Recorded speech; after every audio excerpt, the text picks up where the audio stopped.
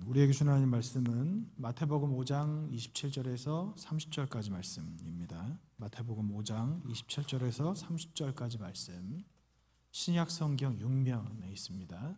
마태복음 5장 27절에서 30절 말씀.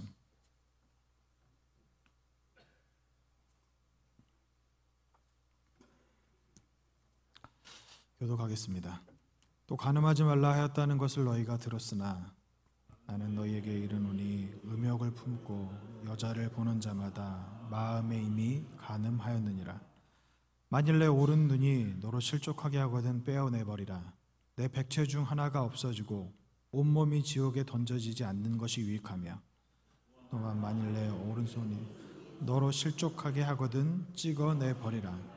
내 백체 중 하나가 없어지고 온몸이 지옥에 던져지지 않는 것이 유익하니라. 아멘. 네, 오늘은 산상순 말씀 중에 간음하지 말라 두 번째 시간입니다. 먼저 오늘 우리가 읽은 본문, 오늘의 본문을 제가 다시 한번 읽어드리겠습니다. 또 간음하지 말라 하였다는 것을 너희가 들었으나 나는 너희에게 이르노니 음욕을 품고 여자를 보는 자마다 마음에 이미 간음하였느니라. 만일 내 오른손이 너로 실족하게 하거든 빼어내버리라. 내 백체 중 하나가 없어지고 온몸이 지옥에 던지지 않는 것이 유익하며, 또 만일 내 오른손이 너로 실족하게 하거든 찍어내버리라. 내 백체 중 하나가 없어지고 온몸이 지옥에 던져지지 않는 것이 유익하니라. 아멘. 이 말씀은 우리가 아주 잘 알고 있는 말씀이기도 하고, 또 하나님 앞에 그 하나님의 뜻을 따라 살겠다고 하는 사람들 중에 특별히 그 중세시대 많은 수도사들과 그리고 하나님을 따르는 사람들에게 어떤 하나의 길잡이와 같은, 이정표와 같은 말씀이었다고도 할 수 있습니다. 물론 다 그렇지가 않지만 여기 나와 있는 말씀을 보면 굉장히 좀 과격하잖아요. 눈을 빼버려라, 손을 잘라버려라, 오늘 말씀뿐만 아니라 다른 곳에는 다리로도 잘라버려라, 이런 말씀이 있는데 이따가 제가 말씀을 드리겠지만 실제로 이렇게 했던 사람이 있습니다. 수도사들 중에, 교부들 중에도 이런 행동을 했던 사람들이 있습니다. 이 말씀을 참 이렇게 뭐라 그럴까요? 있는 그대로 받아들여서 너무 순수해서 정말 글자 그대로 받아들인 사람들이라고 할 수 있습니다. 예수님께서 이 말씀을 왜 기록하셨을까? 랍비 격언에는 랍비들 사이에서는 이런 격언이 있습니다. 간음죄는 두 시녀를 거느린다. 하나는 눈이고 하나는 손이다. 띄워주시겠어요? 네, 이렇게 나옵니다. 간음죄는 두 시녀를 거느린다. 하나는 눈이고 하나는 손이다. 눈이라고 이야기를 하고 있죠. 그리고 그 다음이 손이라고 말을 하고 있는데요. 여러분, 눈이라고 하는 것은 우리 마음의 창이라고 보통 이야기를 합니다. 성경에서 그렇게 말을 하고 있고, 그리고 눈이라고 하는 것을 통해서, 마음의 창이라는 것은 눈을 통해서 죄가 들어온다는 이야기거든요. 그러니까 눈으로 보지 않고 죄가 지어지는 경우는 사실은 별로 없다고 할 수 있습니다. 아주 많은 죄들이 눈으로 보는 것을 통해서 들어온다고 할 수 있습니다. 이것은 두 가지 의미를 갖고 있는데, 첫 번째는 눈으로 보는 그것이 실제로 죄를 유발하기도 하고, 그러니까 오늘 이 말씀에 간음에 관한 부분도 간음을 할 만한 그런 상황을 눈으로 보면 그런 마음에 불이 들이어서 그 죄를 짓기도 하고, 또 한 가지는 어떤 뜻이 있냐면 우리가 눈으로 보는 것을 잘 간수하고 조절하지 못하면 우리 마음속에 있는 죄성이 더 불일 듯 일어난다, 이런 뜻이 있습니다. 그래서 토마스 하스는 이렇게 이야기했습니다. 특별히 당신의 눈을 조심하라. 많은 죄가 눈에 의해 들어온다. 너는 흔히 죄로 통하는 입구이다. 죄는 눈에서 불이 붙으며 세상에서 최초의 죄는 눈에서 시작되었다. 무절죄는 눈에서 시작된다. 탐욕은 눈에서 시작된다. 유욕의 불은 눈에서 불붙기 시작한다. 다윗은 자기 집의 지붕 위에서 거닐다가 한 여인이 목욕하는 것을 보았는데 본문은 말하기를 그 여자가 심히 아름다워 보이는지라고 하였으며, 그래서 그는 사자들을 보내서 그녀를 데려다가 그녀와 함께 자기 자신을 더럽혔다. 그러므로 당신의 눈을 조심하라. 욥은 자기의 눈과 언약을 맺었다.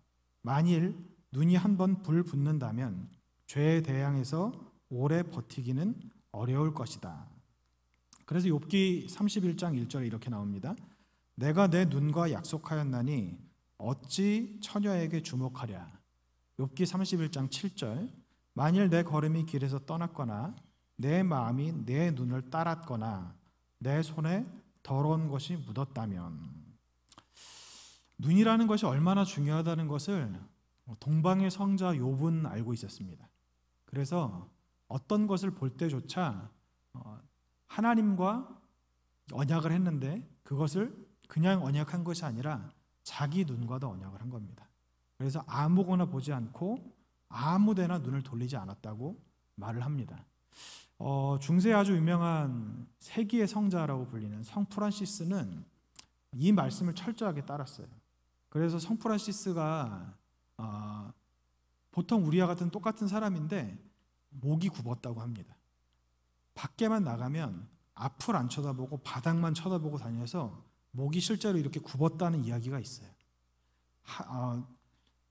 남자를 보거나 여자를 보거나 할 때도 남자인지 여자인지 구분할 수가 없잖아요. 고개를 들고 다니면. 그래서 그냥 아예 바닥을 보고 다녔다고 합니다. 그리고 수도원에서 생활을 하거나 할 때 여자 근처에는 가지도 않았고 여자의 목소리로 들으려고 하지 않았고 쳐다보지도 않았다고 합니다. 이렇게 말씀을 철저하게 따랐던 사람이 바로 성 프란시스였고 또 욥이 또한 그랬습니다. 베드로후서에서는요 이렇게 이야기를 해요. 베드로후서 2장 14절 음심이 가득한 눈을 가지고 범죄하기를 그치지 아니하고. 음심이 가득한 눈을 가지고 범죄하기를 그치지 아니하고. 눈이 음심을 가질 수는 없죠. 눈과 마음이 연결되어 있는데 마음에 음심이 가득하니까 그것을 가지고 눈을 통해서 본다는 이야기입니다. 그래서 성경에서 오늘 말씀에서 특별히 이렇게 말씀을 하고 계시는 거예요. 마태복음 5장 29절 30절입니다. 만일 내 오른 눈이 너로 실족하게 하거든 빼어내버리라. 내 백체 중 하나가 없어지고 온몸이 지옥에 던져지지 않는 것이 유익하며 또한 만일 내 오른손이 너로 실족하게 하거든 찍어내버리라.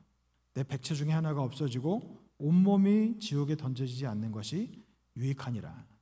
마가복음 9장 43절 49절은 이렇게 이야기합니다. 만일 내 손이 너를 범죄하게 하거든 찍어버리라. 장애인으로 영생에 들어가는 것이 두 손을 가지고 지옥 곧 꺼지지 않는 불에 들어가는 것보다 나으니라. 만일 내 발이 너를 범죄하게 하거든 찍어버리라. 다리 저는 자로 영생에 들어가는 것이 두 발을 가지고 지옥에 던져지는 것보다 나으니라. 만일 내 눈이 너를 범죄하게 하거든 빼버리라. 한 눈으로 하나님 나라에 들어가는 것이 두 눈을 가지고 지옥에 던져지는 것보다 나으니라. 거기에서는 구더기도 죽지 않고 불도 꺼지지 아니하느니라. 사람마다 불로써 소금 치듯 함을 받으리라. 무서운 말씀입니다. 그래서 제가 아까 처음에 설명드렸던 그 말씀을 실제로 했던 사람이 있어요. 3세기의 신학자 오리겐이라고 하는 사람은요, 하나님의 말씀대로 살고자 음식을 거부했습니다. 그리고 잠자는 것을 거부했고요. 나중에 어떻게까지 됐느냐면 스스로 거세했습니다. 성경을 정말 너무 글자 그대로만 본 거예요.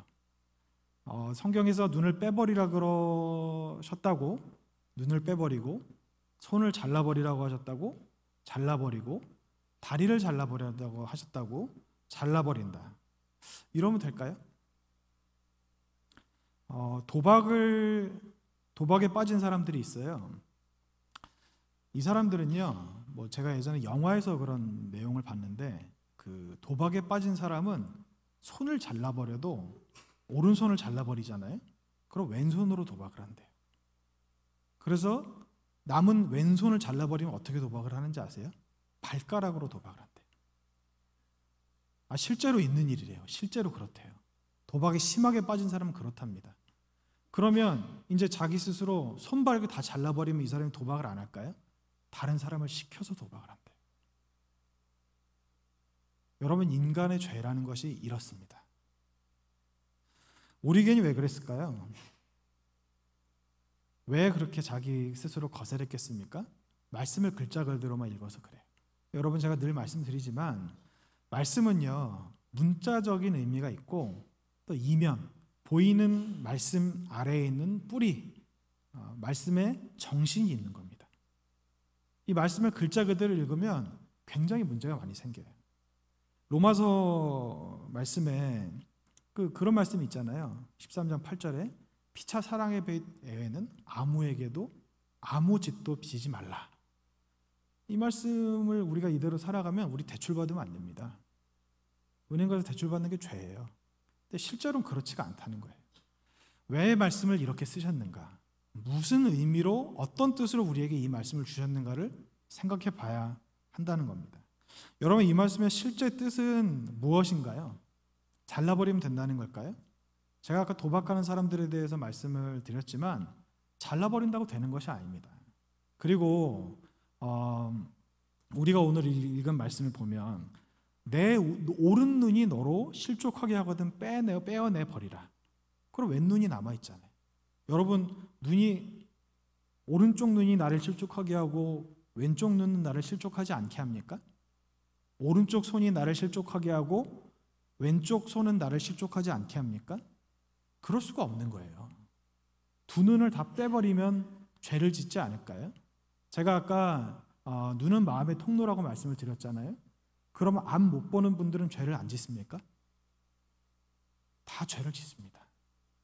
이 말씀의 뜻은요, 첫 번째는 이 정도의 의지를 가지고 죄와 피 흘려라, 싸워라, 이렇게 말씀을 하시는 거고요. 그리고 두 번째는 죄에 대해서는 마치 눈이 없는 사람 같이, 손이 없는 사람 같이, 발이 없는 사람 같이 행동하라, 이런 뜻이 있는 겁니다. 예수님께서 우리에게 지금 이 말씀대로 말씀을 이렇게 하고 계신데 이 말씀의 진짜 뜻이 무엇인가? 예수님께서는 왜 간음에 대해서 말씀을 하시면서 눈을 빼버리라고 하시나? 왜 손을 찍어내버리라고 하시는가? 그것은요, 우리의 마음을 말씀하시기 위해서입니다. 로마서 8장 13절입니다. 너희가 육신대로 살면 반드시 죽을 것이로되 영으로서 몸의 행실을 죽이면 살리니. 뭐라고 되어 있습니까? 육신대로 살면 반드시 죽을 것이로되 영으로서 몸의 행실을 죽이면 살리니. 골로새서 3장 5절. 그러므로 땅에 있는 지체를 죽이라. 곧 음란과 부정과 사욕과 악한 정욕과 탐심이니 탐심은 우상 숭배니라. 성경에서는요, 지금 예수님께서는 손, 눈, 발을 말씀하고 계세요. 근데 바울은 지금 무슨 이야기를 하고 있습니까? 이런 것들이 음란, 부정, 사욕, 탐심이라고 말씀을 하고 계시는 거예요. 그러니까 이거를 좀 비유적으로 해석을 하는 학자들은 손, 눈, 발, 이것이 음란과 탐심과 그리고 사욕이다, 정욕이다, 이렇게 좀 빗대서 말씀하시는 분들도 계세요. 근데 이거를 완전히 맞다고 할 수는 없지만 그래도 완전히 틀리다고도 할 수 없는 것입니다. 손을 잘라버린다고 죄를 안 짓는 것이 아니고 다리를 잘라버린다고 죄를 안 짓는 것이 아니에요. 여러분, 손을 통해서 짓는 죄는요, 손이 내 마음대로 죄를 짓습니까? 내 의지와 상관없이 죄를 짓습니까? 내가 미워하는 사람이 있어요. 근데 내 의지와 상관없이 갑자기 내 손이 그 사람 뺨을 확 때리는 경우가 있나요? 없어요. 내 발이 내가 가고 싶지 않은 데를 강제로 가게 합니까? 내 눈이 내가 보고 싶지 않은 것을 강제로 보게 합니까? 그런 일은 없다는 겁니다. 눈과 손과 발이 행동을 하는 것은요, 어디서부터 시작되나요? 내 마음으로부터 시작되는 거예요. 내 마음으로부터 시작돼서 눈으로 보고 손으로 행동하고 발로 가는 것입니다. 그런데요, 우리는 아까 제가 말씀드렸던 것 같은 육체의 일을 이미 안 하는 사람들 아닙니까? 갈라디아서 5장 24절입니다. 그리스도 예수의 사람들은 육체와 함께 그 정욕과 탐심을 십자가에 못 박았느니라. 우린 그리스도 예수의 사람들 아닙니까? 다시 띄워주시겠어요? 그리스도 예수의 사람들, 구원받은 사람들이죠. 하나님의 자녀들은 어떤 사람들이라고 말씀하고 계시나요? 육체와 함께 그 정욕과 탐심을 십자가에 못 박았느니라. 우린 이런 사람들인 거예요. 그런데 여러분, 이 말씀을 볼 때 나는 저런 사람입니다 라고 순순히 인정을 하실 수 있습니까? 공감이 되시나요? 그래, 난 저런 사람이야 라는 생각이 드십니까? 아니죠. 그래서 우리는 자기 부인을 해야 되는 겁니다. 그리고 이 말씀에 순종해야 되는 거예요. 구원을 받고 하나님의 자녀가 되어서 우리가 성령으로 충만하게 되었다 하더라도 우리는요, 여러분, 육체를 입고 사는 사람들이에요. 육체는 우리가 알고 있다시피 세상의 만물보다 부패한 것이 우리의 마음입니다. 이 마음은 우리의 육체와 연결되어 있어요. 이것을 복종시키지 않으면, 내 마음을 스스로 부인하지 않으면 우리는 또 죄를 지을 수밖에 없는 존재인 거예요. 날마다 이런 삶을 살아야 하는 것입니다. 이것이 바로 궁극적인 구원을 받기 이전의 과정에 있는 우리들, 중생하고 나서 성화의 길을 간 다음에 영화를 얻지 않습니까? 중생을 했어요. 구원을 받은 사람들이 된 겁니다. 영원한 영광을 받기 전까지 우리는 성화의 길을 가야 되는 거예요. 성화의 길에서 우리가 하는 것을 쉽게 말씀드리면 자기 부인과 순종, 이것인 겁니다. 이것을 안 하면 우리의 마음은요, 언제 우리의 의지와 상관없이 자기 마음대로 날뛸지 모르는 겁니다. 그렇기 때문에 자기 부인과 순종을 해야 되는 거예요. 근데요, 여기서 우리가 주목해야 될 것이 있습니다. 성경을 잠깐 보시면 마태복음 5장 오늘 말씀의 29절 30절을 보세요. 여기 주어가 누굽니까? 누구에게 하시는 말씀이죠? 너예요, 너. 바로 나에게 하시는 말씀입니다. 우리는 그런 생각을 해요. 성령 충만하면 죄를 저절로 안 지을 수 있을 것 같이 생각합니다. 물론 이것은 양면이 있습니다. 내가 얼마만큼 성령에 충만하느냐에 따라서 내 육체의 생각이 죽어지고 내 죄의 그런 본성이 나타나지 않는 것도 있지만 저절로 되는 것은 아니라는 거예요. 근데 우리들은 그런 생각을 하는 겁니다. 내가 이 정도 신앙생활 했으면 좀 저절로 죄를 안 지을 수 있으면 좋겠다. 이 마음의 기저에는 어떤 것이 깔려 있느냐면 내가 하는 것이 아니라 하나님께서 해주셔야지 라는 생각을 하는 거예요. 물론 하나님의 은혜로 되는 것입니다. 하지만 지금 말씀을 봐도 뭐라고 되어 있습니까? 내 눈을 빼버리라. 내 손을 잘라내버리라. 누구에게 무슨 말씀을 하고 계시냐는 겁니까? 나에게 눈을 빼버리고 잘라내버려라. 죄를 짓지 말아라. 죄를 짓는 길로 가지 말아라. 죄를 지을 만한 것을 보지 말아라. 이렇게 말씀을 하고 계시는 거예요. 그래서 케네스 해긴 목사님은 책에서 이렇게 썼습니다. 당신은 이런 생각을 해본 적이 있습니까? 성령님은 믿는 자들이 옳은 일을 하도록 격려하고 도와주십니다. 그리고 우리가 성령님께 순종하면 우리는 옳은 일을 할 수 있습니다. 그러나 성령님이 우리를 옳은 일을 하게 도와주신다고 해도 성령님이 옳은 일을 하신다고 말할 수는 없습니다. 우리가 하는 것입니다. 우리가 최종적으로 성령님께 순종하는 결정을 하고 말씀을 따라서 옳은 일을 하는 것입니다. 성령님은 물론 우리를 도와주시지만 우리가 성령님의 부드러운 음성에 순종해야 합니다. 성령님의 순종하기 위해서 해야 될 것이 무엇입니까? 자기 육체를 죽이는 겁니다. 자기 부인을 하는 거예요. 왜냐하면 우리는 죄에 빠져 있는 존재, 우리는 죄 아니고는 설명할 수 없는 존재, 만물보다 부패한 그 마음을 가진 존재가 우리이기 때문입니다. 근데 성령님의 뜻은 무엇이죠? 하나님께서 우리에게 말씀하신 것은 무엇이죠? 사랑하라, 사랑이 됩니까? 순종하라, 순종이 되나요? 질서를 따르라, 질서를 따르는 것이 됩니까? 우리가 가지고 있는 본성과 다른 말씀을 하시는 거예요. 하나님의 말씀에 순종하기 위해서 우리가 필연적으로 해야 될 것은 무엇이냐면 자기 부인입니다. 내 본성을 따라 살지 않는 거예요. 내 성질대로 하지 않는 것입니다. 내 성질대로 하면서 내 생각대로 하면서 순종한다? 이게 말이 안 되는 겁니다. 앞뒤가 안 맞는 말인 거예요. 성령님은 우리가 순종할 수 있도록 도와주세요. 격려하시고 길을 보여주시고 때론 다른 사람을 통해서 환경을 통해서 상황을 통해서 우리에게 여건을 만들어 주십니다. 하지만 최종적으로 순종하는 결정을 하는 것은 누구인가? 나인 거예요. 성령님께서 어떤 예를 들어서 이런 것이죠. 오늘 내가 예배당에 나가고 싶다. 기도하러 나가고 싶다. 이런 마음을 주시는 것은 성령님이죠. 근데 그 마음을 그냥 갖고 끝나면 성령님께서 우리에게 주신 마음은 사라지는 거예요. 하나님께서 나를 기도하는 자리로 보내시고자 나에게 그런 마음을 주신 거예요. 그러기 위해서 여러 가지 일들을 하시겠죠. 어떤 감동적인 설교를 듣는다거나 책을 읽는다거나 아니면 어려운 형편 때문에 하나님께로 나아오지 않으면 안 될 수밖에 없는 그런 상황이거나 여러 가지 상황과 형편을 통해서 우리에게 그런 마음을 주실 때 내가 그런 마음이 들었을 때 순종 안 하면 그냥 끝인 거예요. 성령님께서 우리에게 순종할 수 있는 여러 가지 길을 허락하세요. 최종적으로 이 순종을 할 수 있는 결정을 하는 것은 나라는 겁니다. 여러분, 인간에게는요 자유라는 것이 있어요. 자유의지라는 것이 있습니다.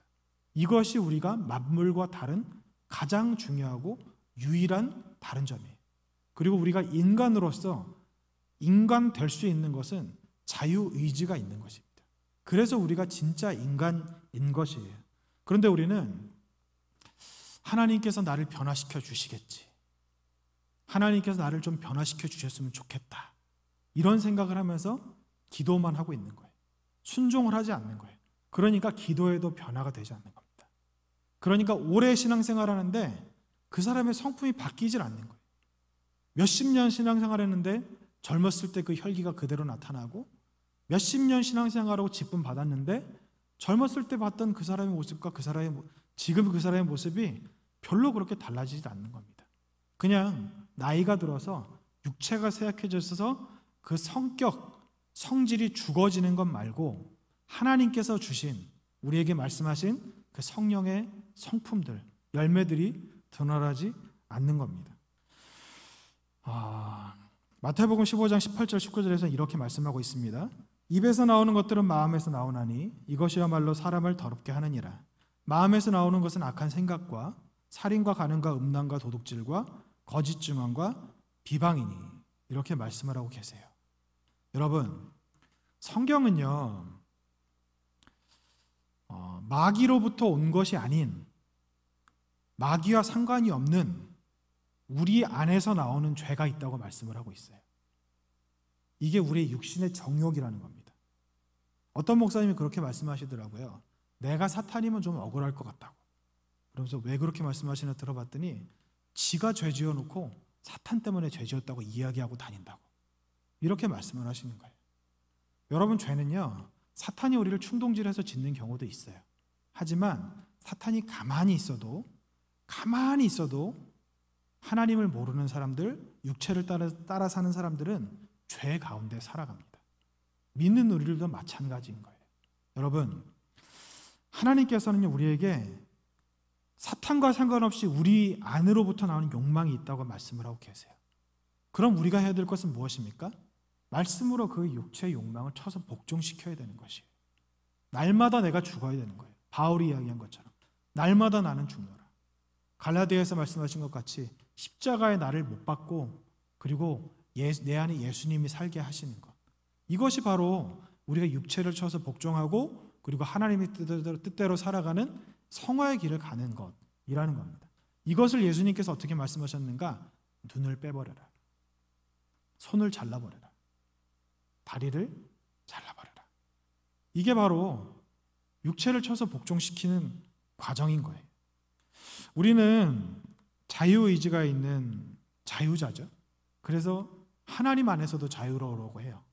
죄를 짓는 것에서도 자유롭고 싶어하고 하나님의 말씀으로부터도 자유롭고 싶어하고 모든 것으로부터 자유롭고 싶어하는 것이 우리의 마음입니다.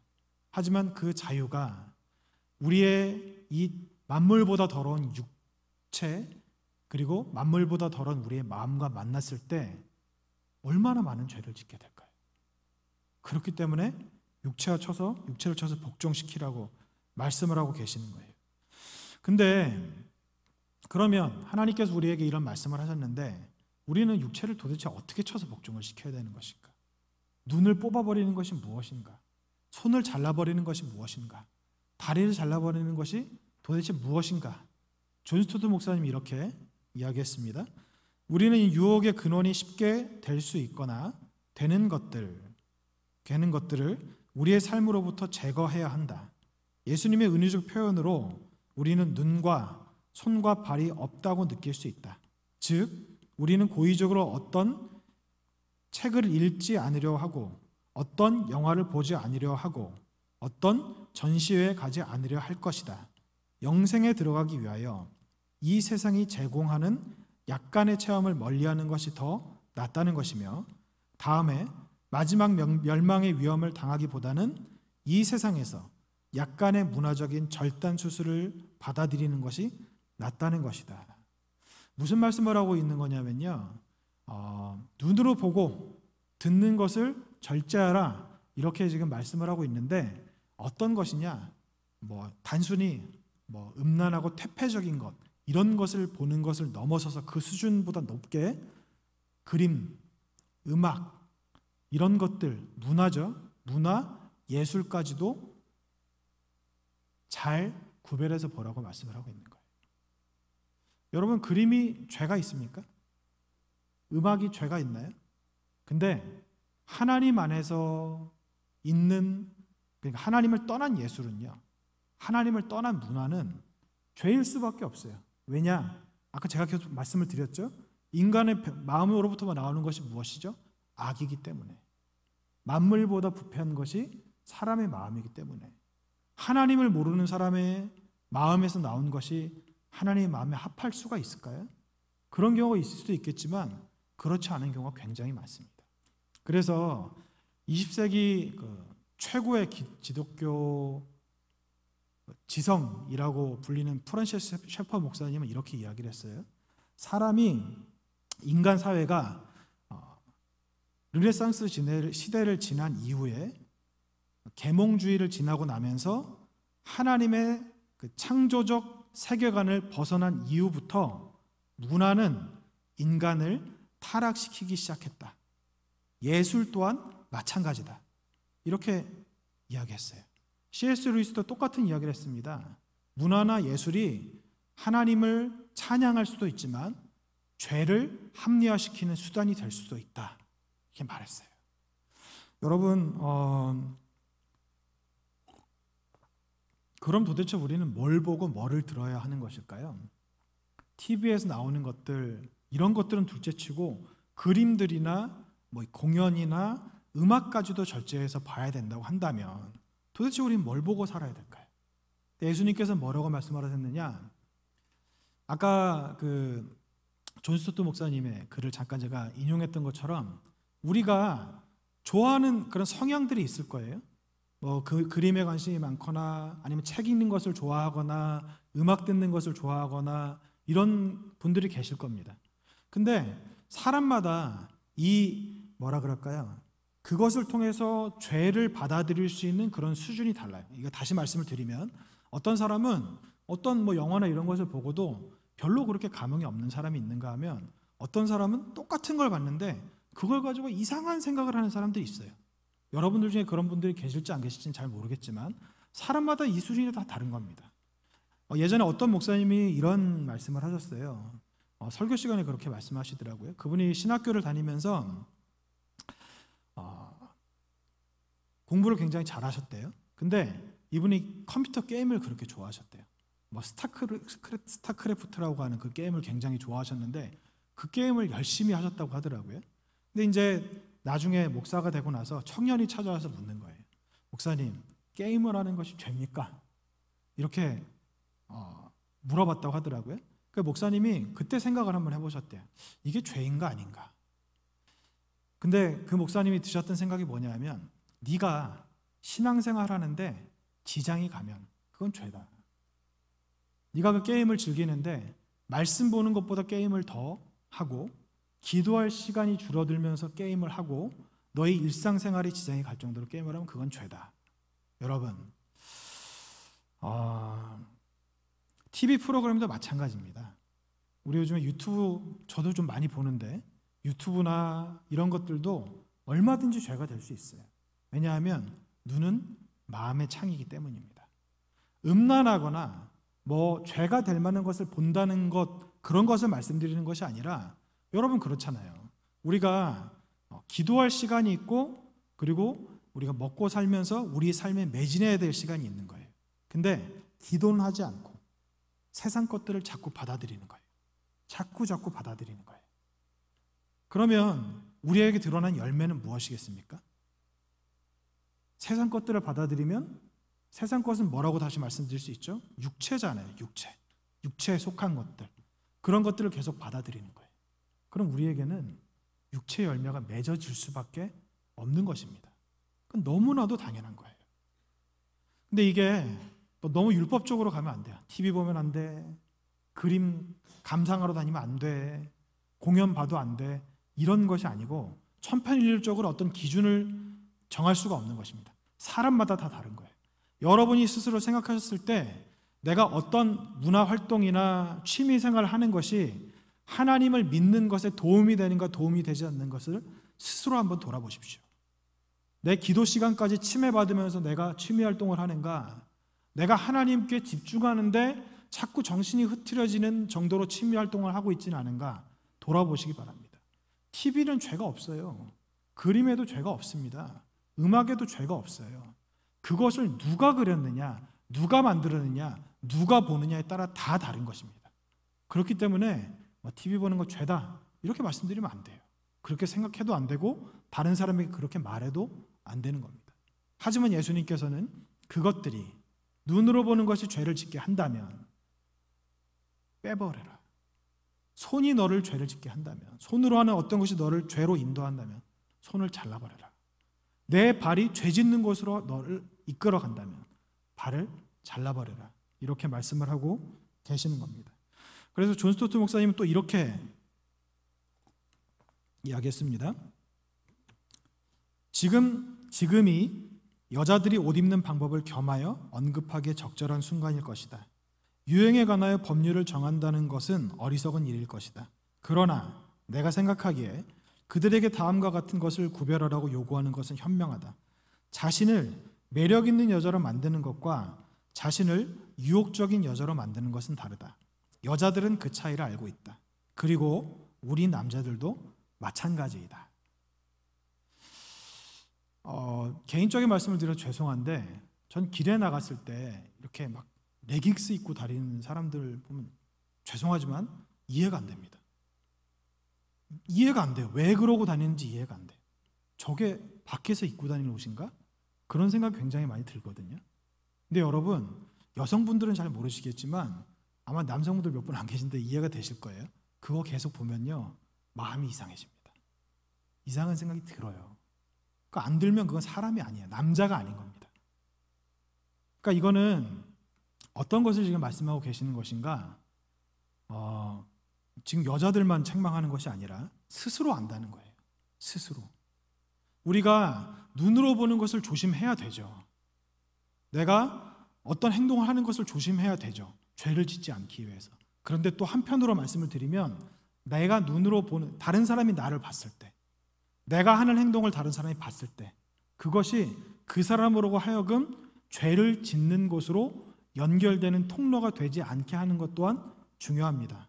성경에 마가복음 9장 42절에 나와 있는 것 같이, 누구든지 나를 믿는 이 작은 자들 중에 하나라도 실족하게 하면 차라리 연자맷돌이 그 목에 매여 바다에 던져지는 것이 나으리라. 이렇게 말씀하고 있어요. 왜 이렇게까지 말씀을 하실까요? 도대체 예수님께서는 왜 눈을 뽑으라고 말씀하실까요? 얼마나 끔찍해요. 눈을 뽑는 것이. 손을 자르는 것이, 발을 자르는 것이 얼마나 끔찍합니까? 왜 이렇게까지 말씀을 하실까요? 그만큼 우리가 자기 부인을 하지 않고 그냥 생각 없이 살았을 때 우리가 얻게 되는 결과가 크기 때문입니다. 눈을 뽑아버린 만큼 죄를 멀리하지 않고 내 마음으로 죄를 멀리하지 않는 사람, 그렇게 사는 사람에게 정해진 것은 아까 성경에 뭐라고 기록이 되어 있었습니까? 지옥이라고 그랬어요. 구더기도 불에 타지 않고 사람마다 불로 소금치듯 한다.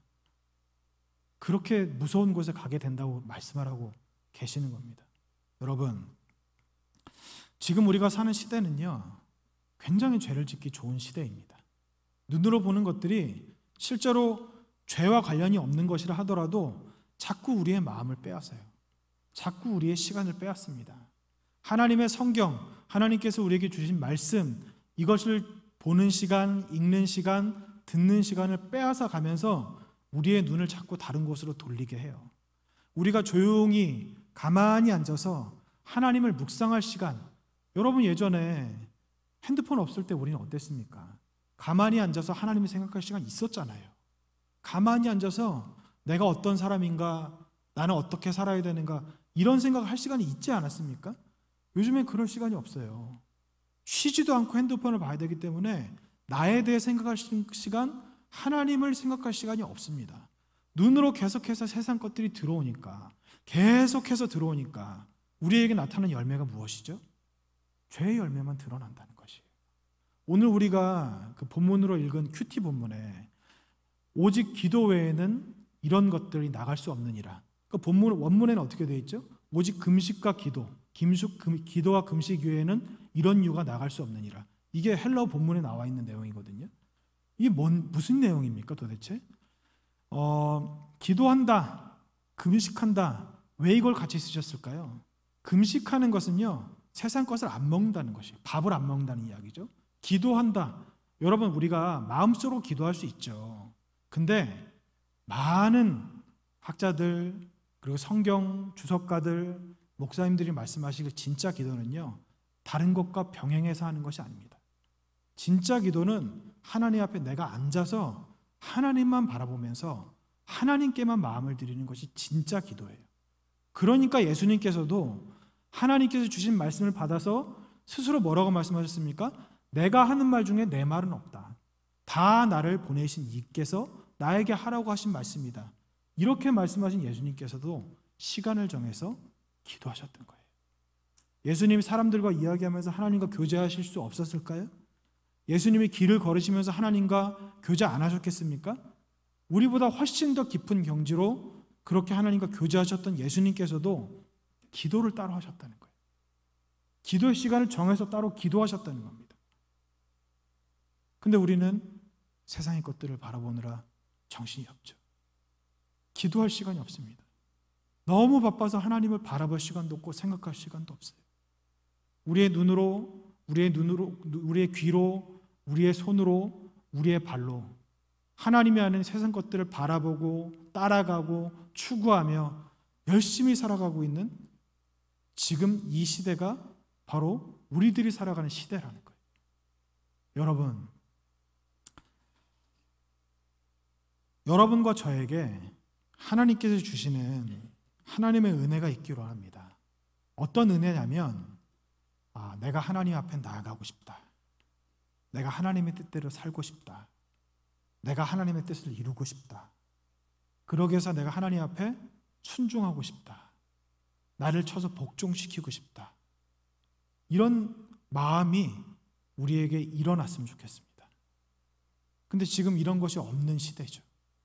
당장 나 자신만 봐도 내 마음에 하나님을 쫓아가기보다는 세상 근심과 걱정과 염려하는 것이 먼저이고, 내 눈이 하나님을 바라보기보다는 세상의 오락, 세상의 즐거운 것들, 그리고 나를 위한 것들을 바라보는 것이 먼저이고, 내 손으로 하나님을 위한 일을 하기보다는 내 삶이 더욱더 윤택해지기 위해서 무언가를 열심히 하는 그런 현실에 놓여 있는 것이 바로 우리들의 삶 아니겠습니까? 여러분, 만물보다 부패한 것이 우리들의 마음이에요. 근데 이것은 우리의 육체거든요. 육체는 우리의 마음을 우리에게서 내보낼 수가 없어요. 내쫓을 수가 없습니다. 내가 하나님을 믿었다고 해서 내 마음이 깨끗해지는 것이 아니에요. 바울이 그래서 매일마다 자기를 쳐서 복종시킨다고 했던 것이고, 그래서 우리가 날마다 십자가에 나를 못 박아 죽여야 되는 것입니다. 다시 한번 말씀드립니다. 하나님을 알고 하나님을 믿고 성령이 충만해졌다고 해서 내 마음이 깨끗해지는 것이 아닙니다. 나는 더러워요. 그것을 제어하는 겁니다. 내 육신의 내 유욕, 이것을 제어하는 거예요. 누르는 거예요. 그러면서 하나님의 뜻을 따라 살아가는 것입니다. 그러기 위해서 눈을 뽑아라, 손을 잘라라, 다리를 잘라라, 이렇게 말씀하시는 겁니다. 여러분, 우리의 마음에 정말 하나님을 향한 마음이 일어났으면 좋겠습니다. 저부터 그리고 여러분들이 이런 마음들이 일어났으면 좋겠습니다. 정말 하나님께서 우리에게 말씀하시는, 예수님을 통해서 말씀하시는 하나님의 마음, 세상 바라보지 않고 하나님 바라보며 세상 것들 자꾸 집어넣어서 육체 열매가 드러나는 것이 아니라 말씀 읽고 기도하면서 하나님께서 우리에게 말씀하신 것 같이 물로 씻어 거룩하게 된 무리 가운데 성령으로 우리를 씻어주셔서 깨끗하게 돼서 하나님을 따라 살아가시는 우리들이 되셨으면 합니다. 마음을 잠깐이라도 놓으면요, 우리의 죄는 자꾸 일어나요. 계속해서 우리의 마음속에서 죄가 나오는 것이 우리들입니다. 어쩔 수가 없는 거예요. 마음을 놓지 마십시오. 경계하십시오. 내 마음을 따라 살지 마세요. 내 육신을 따라 살지 마세요. 내 생각과 감정을 따라 살지 마십시오. 죄입니다. 철저하게 죄입니다. 하나님께서 우리에게 주신 마음을 따라 사십시오. 하나님께서 우리에게 말씀하신 대로 따라 사시기 바랍니다. 그러기 위해서 눈을 뽑아버리고 손을 잘라버리고 다리를 잘라버리는 그런 마음의 결기, 그런 다짐, 이런 마음을 가지고 하나님께 나아가신 우리 모두가 되셨으면 합니다. 이 시간 우리 함께 하나님 앞에 기도했으면 좋겠습니다. 먼저 주신 말씀을 두고 기도합니다.